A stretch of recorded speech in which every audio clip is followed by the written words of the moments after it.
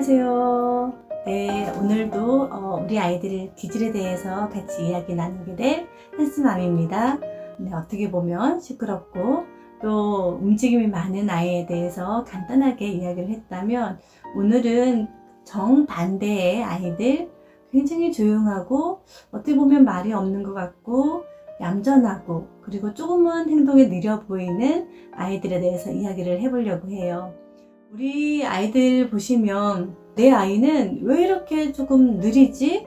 배우는 것도 느리고 또 뭔가 행동하는 것도 느리고 너무 느려서 답답하다라고 또 느껴지는 그런 아이들이 아마 있을 거예요.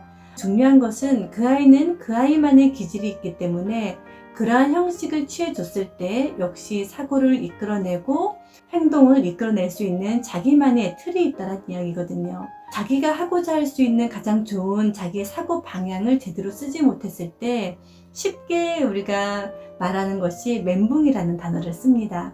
생각이 전혀 나지 않는 거죠. 어떻게 해야 될지 너무 막막한 거죠. 말 그대로 뇌에 있는 결합이 원활하게 이루어지지 않는다는 뜻이거든요. 다시 말하면 내가 잘할 수 있는 나의 가장 자연적인 나의 방향으로 사고를 이끌 수 있는 그런 결합체계가 되어야 되는데, 그 결합체계가 여러 가지 요소에 의해서 제대로 원만하게 이루어지지 않는다는 뜻이에요. 자, 우리가 생각을 하고 싶은데 생각이 안 날 때 당사자만큼 답답한 사람이 없을 것 같아요. 뭔가를 말하고 싶고 뭔가를 행동을 하고 싶고 어떻게 해야 될지 판단을 이끌고 싶은데 그게 꼭 뭐가 막혀 있는 것처럼 당사자만큼 답답할 수는 없을 것 같아요. 우리 아이들이 지금 자기만의 자연적인 방향을 택해야 될 때 그것을 택하지 못하고 빨리 하라고 다그치거나 또는 그 아이의 기질적인 흐름을 인정하지 않는 환경에 의해서 그 아이가 뇌를 자꾸 결합시킬 수 있는 부분에 대해서 자연적인 방향을 택하지 못한다는 거거든요. 그때 사실은 멘붕이라는 단어 외에도 심리의 불안정이라는 단어를 쓸 수가 있어요. 심리적으로, 정신적으로 불안정한 흐름을 갖게 된다는 거죠. 자기 안에서. 자, 그러면 과연 내 아이는 왜 그렇게 느리게 생각해내야만 하는 것일까? 왜 느림이라는 그런 행동성을 거쳐야만 내 아이는 정확하고 자연적이고 가장 안정적인 그 아이의 뇌를 써낼 수 있는 것인가? 그 부분을 조금 이야기해 보도록 해요. 느림이라는 사고 시스템을 가진 이 기질을 T 기질이라고 하는데요. 어떤 주기능 에너지를 자신의 기질적 활성화 에너지로 가지느냐에 따라서 조금씩 다른 사고의 방향성과 흐름을 가지고 있다, 기질성을 가지고 있다라고 말씀을 드렸는데요. 행동 에너지, 사고 에너지, 감성 에너지, A, T, E. 느려야만 사고의 지점까지 원활하게 정확하게 갈 수 있는 이 아이들은 T 에너지를 주기능으로 가진 아이들을 말합니다. T는 thinking이라는 단어에서 유래가 된 건데요. 사고 에너지라고 얘기를 합니다. 정확한 사고의 지점, 정확한 정보를 조합해 나가고 나열해 나가면서, 쉽게 말한다면 정확한 정보들의 조합을 통해서 사고의 부분까지 연결되는 시스템, 이것이 T라는 사고라는 느림이라는 미학이 가지고 있는 그 아이들만의 굉장히 특별한 열쇠라는 거죠.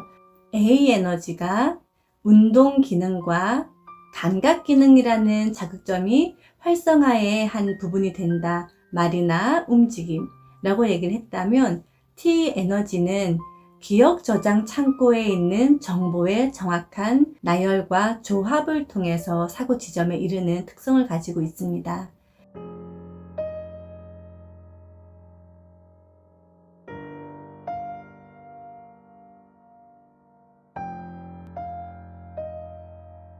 기억 저장 창고에 있는 정보들을 통해서 사고라는 부분에 정확한 지점을 찾아간다는 뜻이죠.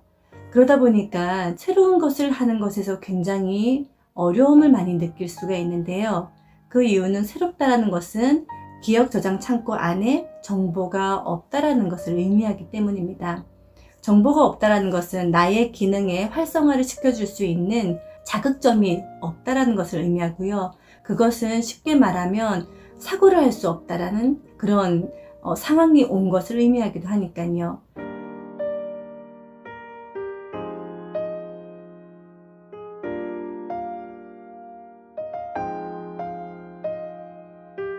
정보가 없는 것을 하는 것에서 가장 어려움을 느끼는 기질이 T 기질의 아이들입니다. 그러다 보니까 처음 하는 일을 할 때 이 아이들이 굉장히 힘들어하거나 또는 아무것도 안 하려고 행동을 보이는 이유는 정보가 없기 때문에 사고를 하는 부분이 뇌가 원활하게 돌아가지 못한다는 뜻이죠. 정보가 있을 때 이 아이는 조합해 나가니까요. 그래서 이때는 너 왜 이것도 못해? 다른 아이들은 다 잘하잖아 라고 이야기해 주시는 게 아니고요. 이거는 이러이러한 거야 라는 정보를 이 아이에게 제공해 주는 것이 이 아이가 가장 자연스럽게 자신의 뇌를 사용하면서 뇌는 쓰는 만큼 발달한다고 했죠. 그만큼 이 아이의 뇌가 발달할 수 있게 돕는 양육법이 된다는 거죠.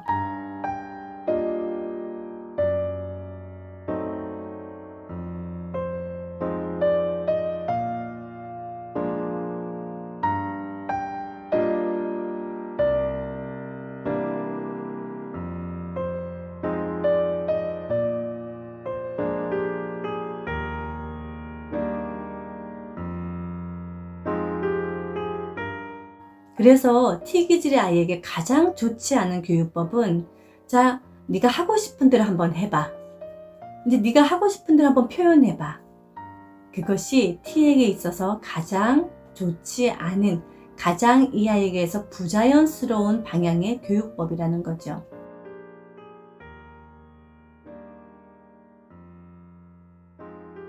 언제나 정확한 정보의 나열 그리고 조합, 나열 그리고 조합을 통해서 정확한 해답을 찾아가는 것이 T 기질의 사고 방향이라는 겁니다. 그래서 T 기질의 아이들은 다소 느려 보일 수는 있지만 굉장히 정확하고 일관성 있는 행동성을 많이 보여주게 되고요.